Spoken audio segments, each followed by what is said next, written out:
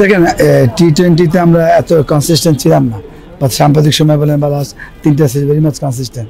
কিছু আনলাকি ছিল বা কিছু যেভাবে আমরা খেলতে চেয়েছিলাম সেভাবে আমরা খেলতে পারিনি। আমাদের টি-20 মানে আমাদের সুযোগ আসছে কাজে লাগাইনি।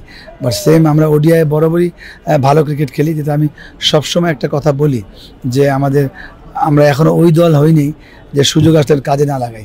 ওই জন্য এত স্মুথ ব্যাটিং করছিলাম হৃদয় আর আপনার মেরাজ। তো ওই জায়গায় আমার মনে হয় যে এক্সট্রা একটা মোমেন্টাম কিন্তু চেঞ্জ করে ফেলে। ওই রান আউটটাই আমাদেরকে একদম ছিটকে দিয়েছে।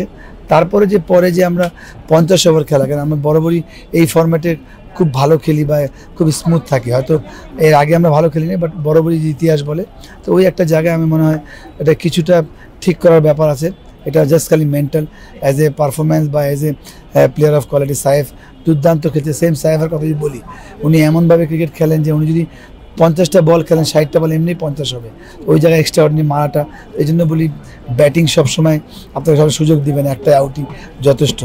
এছাড়া আমার মনে হয় যদি আমরা আরও 30-40টা বা 50টা রান অনায়াসে হতে পারতো, ওইটা আমরা না করাতে আজকে এটা আমরা পরাজিত হয়েছি। বাট আমার বিশ্বাস ওডিআই আমরা সবসময় ভালো খেলছি, আর দলটাকে খুব 2-1 ছাড়া খুব কনফিডেন্স মনে হচ্ছে। আর ওই জায়গাটা আফগানকে যেতে পারে এগ্রেসিভ বা যেতে পারে কনফিডেন্ট ওরকম মনে হচ্ছে না। আমার মনে হয় এই একটা ভালো সুযোগ যে আমাদের বেস্ট পারফরমেন্স করে আমরা মনে হয় সিরিজ জিততেও পারি। আর এখন আমার বিশ্বাস যে আমরা পিছিয়ে আছি, বাট আমাদের যেভাবে দল খেলছে তাদের মতোই খেলে, ওদের চিন্তা না করে অবশ্যই সিরিজ জেতা সম্ভব। বাট আগে এই ম্যাচটা খেলা উচিত। মানে ওয়ানডে ক্রিকেটের মোটিভটা যেহেতু টি-20 একটা মেজাজের মধ্যে আমরা একটা লম্বা সময়ই ছিলাম, ওয়ানডে ক্রিকেটের মোটিভটা যেটা বলছিলাম আমরা যে আমরা তো এই ফরম্যাটটা ভালো খেলি, না আমাদের লুফলস যে জায়গাটায় ধরেন হচ্ছে গিয়ে মিডল ওভারে আমাদের বল রানের সামঞ্জস্যতা, সেখানে উইকেট লুজ না করা, এই টেম্পারগুলো আমরা দেখি ঘরোয়া ক্রিকেটেও আমাদের মধ্যে প্লেয়ারদের মধ্যে বিরাজমান নেই। আমরা ইন্টারন্যাশনালে কেউ সাফার করি, স্পেশালি যখন হচ্ছে গিয়ে ফরেনে খেলতে যাই তখন এই জায়গায় আসলে আমাদের নজরদারিটা আসলে মানে নজরদারি নেই বলতেই চলে। তো যেটা যদি এই সম্পূরকটা যদি এভাবে করি, একটা ভালো টেস্ট প্লেইং নেশন থেকেই ভালো টি-20 প্লেয়ার বের হয়। গাভাস্কারও বলেছিল ভালো টেস্ট সবাই আপনি তো মানে বাংলাদেশের টেস্ট ক্রিকেটে যদি ব্যাটিং এর আইডল বলা হয় তাহলে আপনার নাম আনতে হবে। আপনি ওই জায়গাটায় ঘাটতিটা আসলে কিভাবে দেখেন? মানে দেখেন যেভাবে খেলছে বাংলাদেশ টিম, এটা অল আর মেন্টাল। হয়তো আমরা এখনও বলছি আমরা নতুন দল, বাট আমি ফিল করি না আমার নতুন দল। এমনও প্লেয়ার আছে যে আমাদের 8-10 জন যারা গত 7-8-10 বছর বাংলাদেশ টিমে যাওয়া আসার মধ্যে আছে, আর কয়েকজন তো ভেরি মাচ এস্টাবলিশ।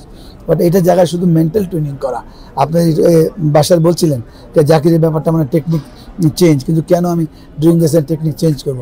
যে কোনো স্কিল ছোটো চেঞ্জ কিন্তু অনেক চেঞ্জ করে দেয়। তা আমাদের এখানে আমি টেকনিক ওয়াইজ বা অ্যাপ্রোচ ওয়াইজ কিছুই খারাপ দেখছি না, শুধু মেন্টাল। আমি এটা আপনি যদি এক্সকিউজ দেন কি আপনার মাত্র টি-20 শেষ করে আপনি ওয়ানডেতে কীভাবে কপ করবেন 50 ওভার্সের ম্যাচ, এটা কোনো এক্সকিউজ হতে পারে না। কেন আপনাকে আরও কমফোর্টেবল জোন দিচ্ছে। যেহেতু আমাদের একটা কমপ্লেন, আমরা টি-20তে পাওয়ার উইকেট খেলতে পারি না, এই জায়গায় আমরা আমাদের গ্রাফ করতে পারি 50 ওভার্সে, টেস্টে থাকতে পারি না। তো আমার মনে হয় এটা কোনো এক্সকিউজ হতে পারে না। আমার মনে তার জাস্ট খালি মেন্টালের ব্যাপার।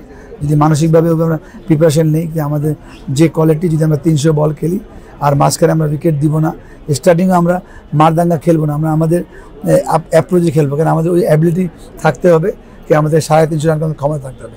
আমরা 350 করতে পেলেই ব্যাকফায়ার করবে। তো স্টার্টটা একটা অ্যাভারেজ স্টার্ট করে মাঝখানে আমি 1 and 2 অ্যান্ড আবার উইকেট নিয়ে ঢুকি ওই জায়গাটা আমরা। কারণ আমরা সবাই এখন আগের চেয়ে অনেক বেশি স্ট্রোক খেলতে পারি। আপনি উইকেটে থাকলে আপনি অটোমেটিক স্ট্রোক খেলতে পারবেন। আচ্ছা জাভেদ ভাই, একটা বিষয় যে হচ্ছে কি আমরা তো এফটিভির ফরম্যাটটাও জানি যে হচ্ছে কি এফটিভিতে আমাদের কয়টা টেস্ট থাকছে, আমরা টেস্ট চ্যাম্পিয়নশিপের বছরে কয়টা টেস্ট পাচ্ছি, কিন্তু সেই অনুযায়ী আসলে প্ল্যানিংগুলো কি খুব সিঙ্ক্রোনাইজ হচ্ছে? মানে আমরা কি কোন প্লেয়ারটারে কখন খেলাবো, কোন প্লেয়ারটার কতটুকু হচ্ছে গিয়ে রিকভারি লাগবে, কোন পেসারটা কিভাবে? লিটন বড় টুর্নামেন্টের মাঝে ইনজুর্ড হয়েছে, মানে আমাদের রিকভারি ব্যাপারটা কি ইম্পর্টেন্ট নয় কি?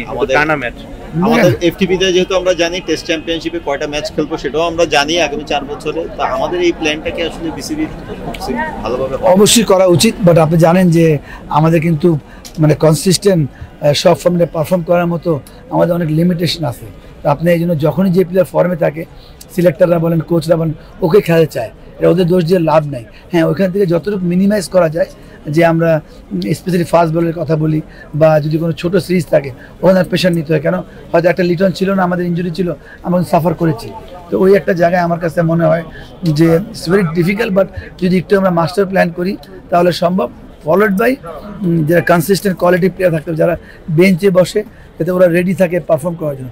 আমাদের না, আমরা একটা প্লে ইনজুরি হলে আমাদের ফর্ম প্লে আমরা অনায়াসে প্যানিক হয়ে যাই, ওটাও কিছুটা মানে স্কোপ কম। তো ওর মধ্যে এটা পার হতে হবে। আর যেটা বললেন আপনি স্টার্টিংয়ে কি আমরা কি ক্রিকেট বোর্ড কি এটা প্ল্যানিং করবে, অবশ্যই ক্রিকেট বোর্ড তো করবে না, যারা কাছে সিনিয়র প্লেয়ার বলেন, কোচেস বলেন, সিলেক্টর মিলে যে আমরা এই প্ল্যানে খেলতে চাই এই 1 বছরটা।